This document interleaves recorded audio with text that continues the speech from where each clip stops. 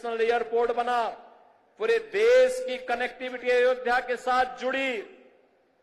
जिन लोगों को कार्य नहीं करना था, पहले राम के अस्तित्व पर प्रश्न खड़ा करते थे, उससे पहले राम भक्तों पर गोली चलाते थे। जब एयरपोर्ट का निर्माण कार्य प्रारंभ हुआ तो उन्होंने कहना प्रारंभ कर दिया कि साहब ये किसानों का शोषण हो रहा है। जब यहां पर मंदिर, यहां सड़क के चौड़ीकरण का कार्य प्रारंभ हुआ, उन्होंने कहा साहब व्यापारियों का शोषण हो रहा है। मुझे बताओ, अगर हम 4 लेन की सड़क नहीं बनाते, 4 लेन की सड़कें यहां की नहीं बनती, तुझे लाखों श्रद्धालु आ रहा है, क्या यह अयोध्या में सुरक्षित यात्रा कर पाता, यहां दर्शन कर पाता? क्या अयोध्या में इतना इंफ्रास्ट्रक्चर आजादी के बाद जिन लोगों ने प्रदेश में और देश में शासन किया, उन्होंने क्या इस प्रकार का इंफ्रास्ट्रक्चर दिया था क्या कि यहां पर लाखों श्रद्धालु आकर के दर्शन कर पाता? एवरेज 1 लाख श्रद्धालु वर्तमान में है और पीक सीजन में यह 5 लाख और कभी कभी 35 लाख तक पहुंचता है। बहनों और भाइयों, यह जो कार्य हुआ है, जिन लोगों को नहीं करना था वे प्रश्न पहले खड़ा करते थे, आपके अस्तित्व के लिए राम भक्तों पर गोलियां चलाते थे। और आज जब विकास हो रहा है तो विकास में किसी प्रकार से बैरियर बनना है, लेकिन अयोध्या को छेड़े बगैर हम लोग इन बैरियर्स को भी हटा रहे हैं। ये बैरियर भी हट रहे हैं, ऐसे ही हट रहे हैं जैसे उत्तर प्रदेश को माफिया से मुक्त करके उत्तर प्रदेश को एक सुरक्षित प्रदेश बनाया गया है। सनातन धर्म के बैरियर को भी, सनातन धर्म के मार्ग के बैरियर भी हटाने हैं। जो लोग सनातन धर्म पर बार बार प्रश्न खड़ा करते हैं, उनको मैं बोलना चाहता हूं, सनातन धर्म ने कभी किसी का अहित नहीं किया, किसी का अहित नहीं किया, सबको गले से लगाया।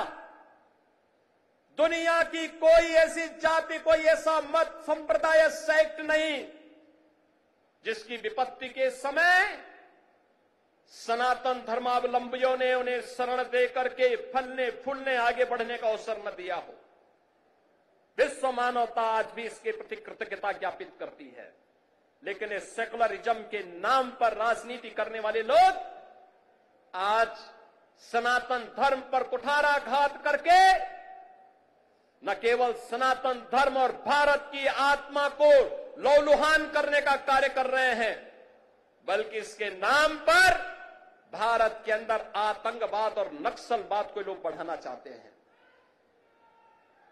क्या नक्सलवाद और आतंकवाद को हम बढ़ावा देना देंगे?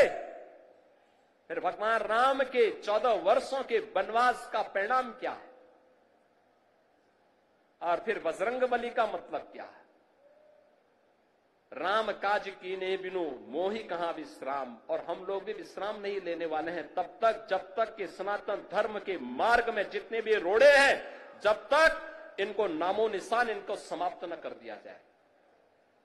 जो भी मानवता के मार्ग में, विकास के मार्ग में बैरियर बनेगा, उसकी वही दुर्गति होनी है जो उत्तर प्रदेश के माफियाओं की हुई है। और बहनों और भाइयों, अब अयोध्या से मैं यही कहना चाहता हूं, यह अवसर है हम सब के लिए। अवधपुरी तो आज खुश है, अवधपुरी को उल्लास और उमंग के साथ जुड़ने की आवश्यकता है। और आज का दिन तो, ये दीपोत्सव तो अयोध्या की देन है। देश और दुनिया में दीपोत्सव के आयोजन जहां कहीं भी होते हैं, त्रेता युग में उसकी शुरुआत इसी अयोध्या से हुई थी, इसी अयोध्या धाम से हुई थी। उसी स्मृति को जीवंत बनाए रखने के लिए हम लोगों ने इस कार्यक्रम को आगे बढ़ाया है।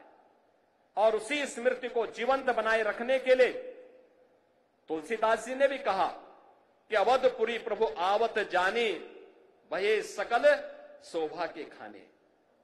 यानी आज प्रभु आए हैं और यहां पर तो 22 जनवरी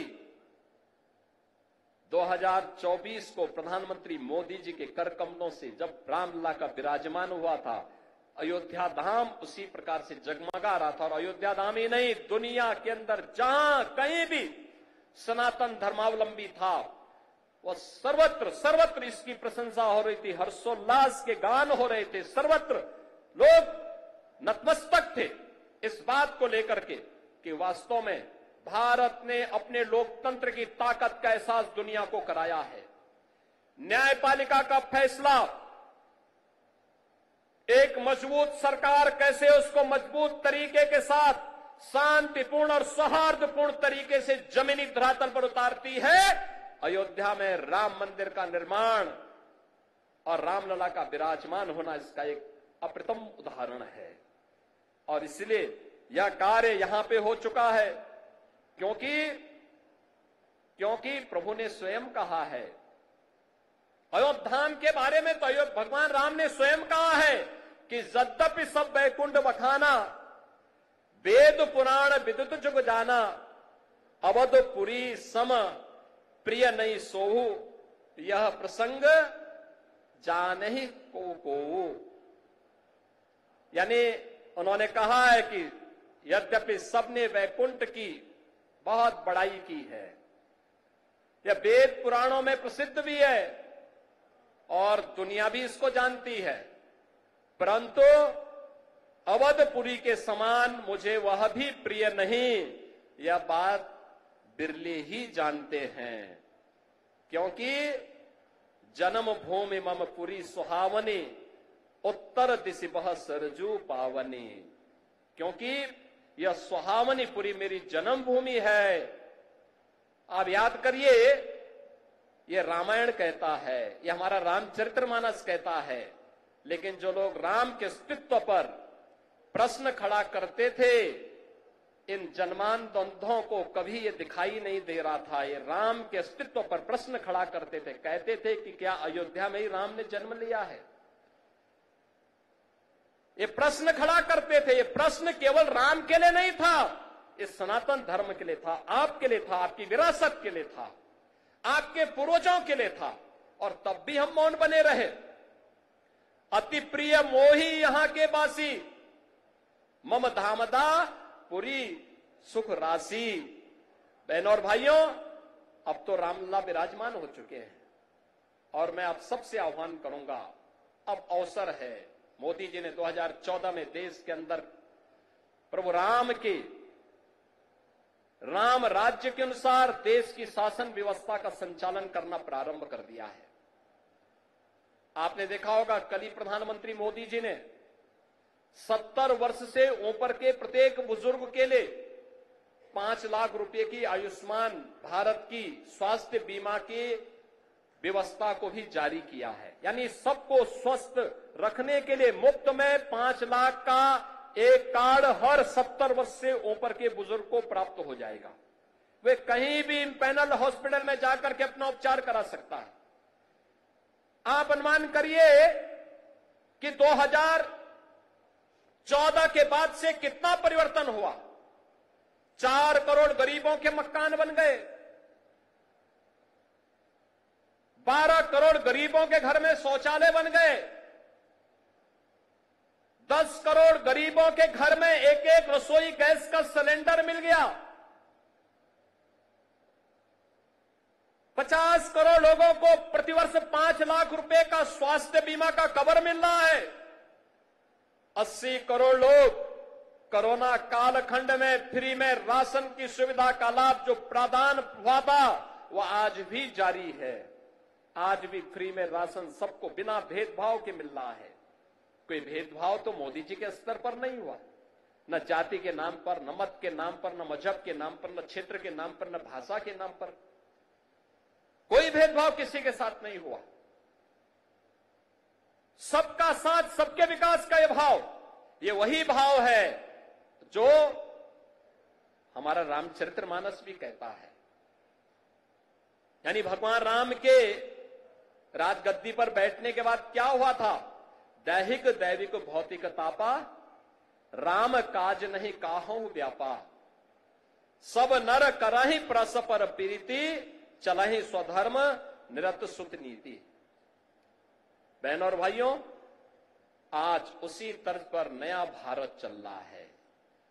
एक भारत श्रेष्ठ भारत की परिकल्पना, विरासत और विकास का एक अद्भुत संगम है, अद्भुत संगम है, और हम सब भारतवासियों की जिम्मेदारी बनती है। उत्तर प्रदेश देश की आबादी का सबसे बड़ा प्रदेश है। ये 25 करोड़ की आबादी अगर आगे बढ़ेगी, भारत आगे बढ़ेगा, भारत का विकास आगे बढ़ेगा। और विरासत और विकास के इस अद्भुत समन्वय के लिए ही आज यह प्रयास प्रारंभ हुआ है। कहीं काशी में, कहीं अयोध्या में, कहीं मथुरा वृंदावन में, कहीं बरसाना में, कहीं कुशीनगर, कपिलवस्तु और श्रावस्ती में, संकिसा में, कौशांबी में, ये सर्वत्र इस प्रकार के विकास के कार्य विरासत का संरक्षण करते हुए निरंतर चल रहे हैं। ये निरंतरता जारी रहेगी। नैमिषारण्य को भी हम लोग इसी भाव के साथ वैश्विक मंच पर लेके आ रहे हैं। नैमिषारण्य ये डबल इंजन की सरकार, भारत के ज्ञान की साधना की वह स्थली, जहां पर भारत का वैदिक ज्ञान लिपिबद्ध हुआ था। 88,000 ऋषियों ने कई वर्षों की साधना के बाद उसे लिपिबद्ध करने का काम किया था। आज उस नैमिषारण्य पर भारतीय जनता पार्टी के डबल इंजन की सरकार कार्य कर रही है। और वहां के साथ ही सुख तीर्थ, कोई भी भागवतकार तब तक कथा व्यास नहीं बन सकता जब तक कि सुख तीर्थ में जाकर के अपनी कथा का वाचन न कर ले। आज उस सुख तीर्थ के विकास का कार्य हो रहा है। नमामि गंगे में विरल गंगा, निर्मल गंगा का काम हो रहा है। हर घर नल की योजना के माध्यम से हर घर में शुद्ध पेयजल उपलब्ध करवाने का कार्य भी हो रहा है। बहनों और भाइयों, स्वास्थ्य के लिए, शिक्षा के लिए, विकास के लिए, रोजगार के लिए और सुरक्षा के लिए तो कहना ही क्या है। बड़े बड़े गुंडे और दुर्दांत माफियाओं के ऊपर जब बजरंग बली की गदा चलती है ना, तो वे भी वैसे ही तड़पते हैं जैसे खर और दूषण तड़पते हुए मारे गए थे।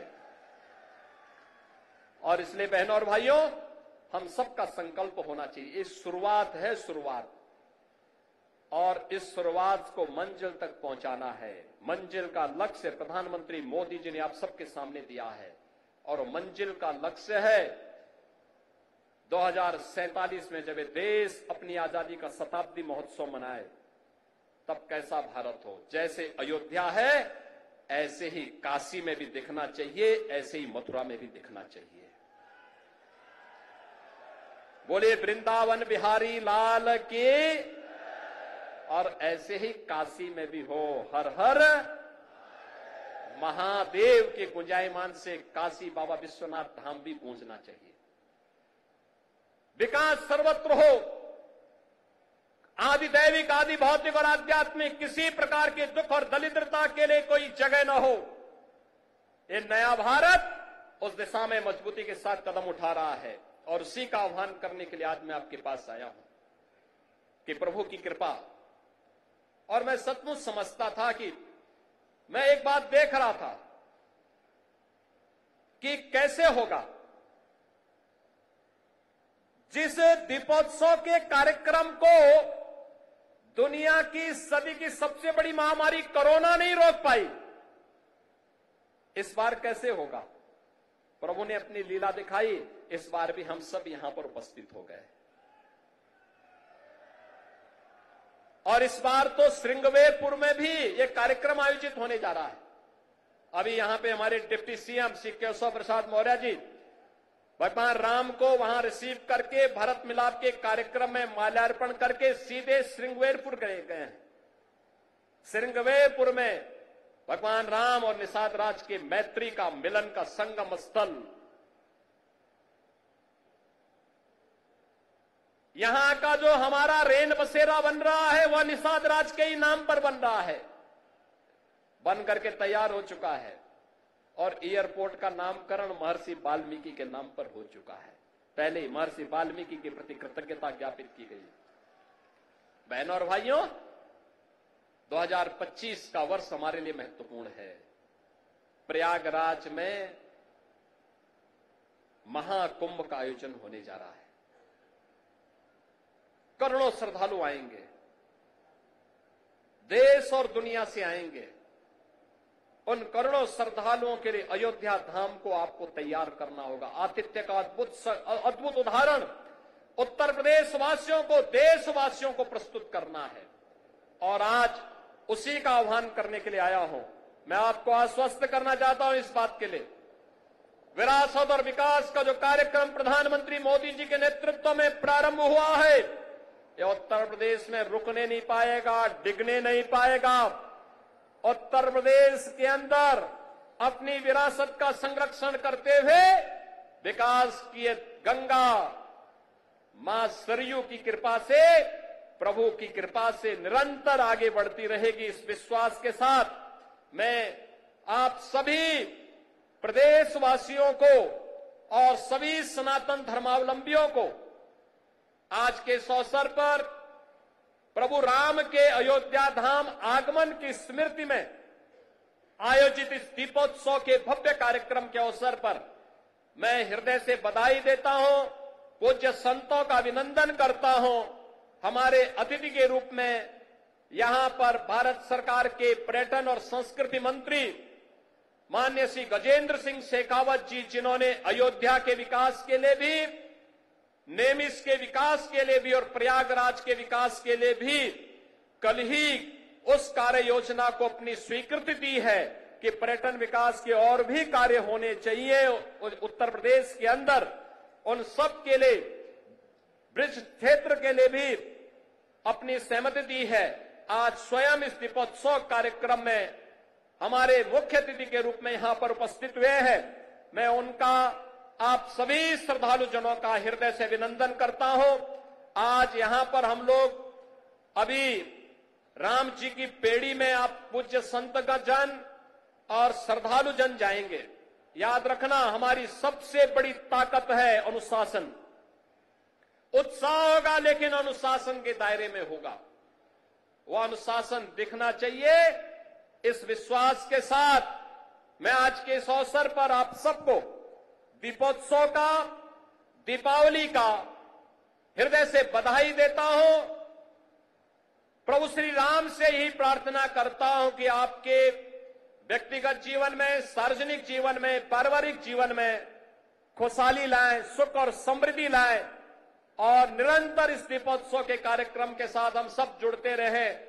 आप सबके प्रति मेरी मंगलमय शुभकामनाएं, आप सबके प्रति मेरी हार्दिक बधाई और शुभकामनाएं। धन्यवाद। जय हिंद। जय जय श्री राम। जय जय श्री राम।